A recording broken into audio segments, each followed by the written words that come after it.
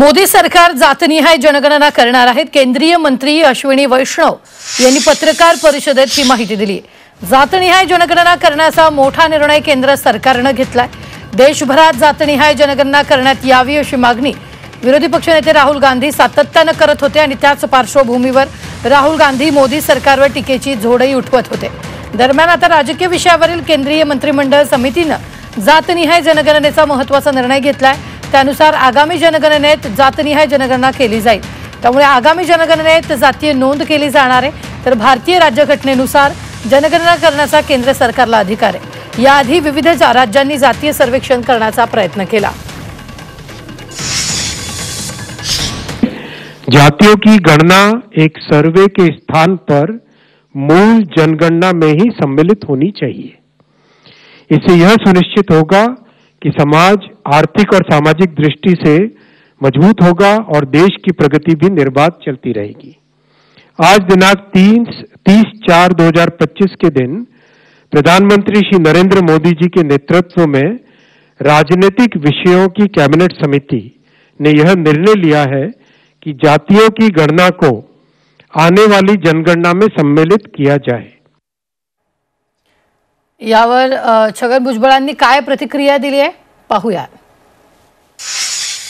ये भटके विमुक्त ओबीसी कठीण परिस्थितीमध्ये आहे, त्यांना वेगळा निधी उपलब्ध होईल आणि शिक्षण आणि त्याचबरोबर आरोग्य वगैरे अमुक तमुक सगळ्या बाबतीमध्ये जे आहे त्याची उन्नती होईल। मोदी साहेबांनी जे आहे या बाबतीमध्ये हा जो मुद्दा आहे हा महत्वाचा आहे। तुम्हाला कल्पना आहे की अनेक वर्ष म्हणजे आम्ही तर 35 वर्ष लढतो, पण त्याच्या अगोदरपासून लोकांमध्ये जे आहे सुरूच आहे, उत्तर प्रदेशमधून बिहारमधून विशेषतः। परंतु आता जे आहे त्याला निश्चितपणे योग्य न्याय ओबीसींना मिळणार आहे। त्यामुळे आम्ही सगळे मोदी साहेबांचे आणि भारत सरकारचे मनापासून आभार मानित आहोत। केंद्रीय मंत्री सन्माननीय वैष्णवजींनी देशामध्ये जातनिहाय जनगणना करण्याचा निर्णय घेतला, त्यांचा आम्ही मनापासून स्वागत करतो। खरं तर ही मागणी आणि संघर्ष सातत्यानं राहुलजींनी हाती घेतला होता की याचं एकदा या संपूर्ण याचं स्क्रीनिंग झालं पाहिजे आणि ज्यांची जेवढी संख्या भारी किंवा त्यांची तेवढी हिस्सेदारी या भूमिकेतून ही भूमिका सातत्यानं आम्ही मांडलेली आहे। आज मात्र ती घोषणा झाल्यामुळे निश्चितच आम्हाला आनंद आहे आणि आम्ही स्वागतही करतो। पण ही घोषणा एवढा विरोध सत्ताधाऱ्यांनी केल्यानंतर अचानक हा निर्णय घेण्याचं कारण काय, तर कधी शंका येते, त्यामुळेच आमच्या शंकेचं निरसनही होईल अशी आमची अपेक्षा आहे। हे शंका कुठली, तर उद्या बिहारच्या निवडणुका आहेत आणि निवडणुकापुरती घोषणा नसावी। काँग्रेस पार्टीने कधीही जातीय जातगणना याबद्दलचा विचार केला नाही। 65 वर्ष काँग्रेस पार्टीने सरकार चालवलं, पण कधी या विषयाला काँग्रेस पार्टीने थारा दिली नाही, काँग्रेस पार्टीने फेटाळून लावलं। पण आज मोदीजींनी या निर्णय घेतला, त्याबद्दल मी त्यांचे आभार मानतो। काँग्रेस पक्षाने सुद्धा वेळोवेळी या विषयावरती मागणी केली होती।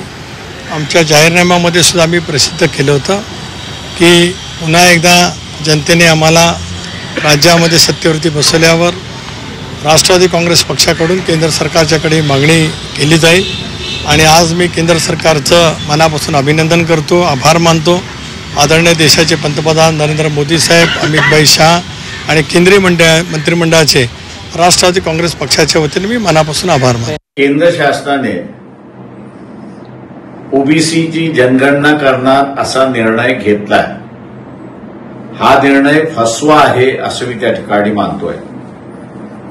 जनगणना कधी करणार याचा पहिल्यांदा खुलासा झाला पाहिजे। दुसरी गोष्ट म्हणजे सुप्रीम कोर्टामध्ये केंद्र शासनाने ॲफिडेव्हिट दाखल केलेला आहे आणि त्यामध्ये ते असं म्हणालेत की आम्ही जातीय जनगणना घेऊ शकत नाही।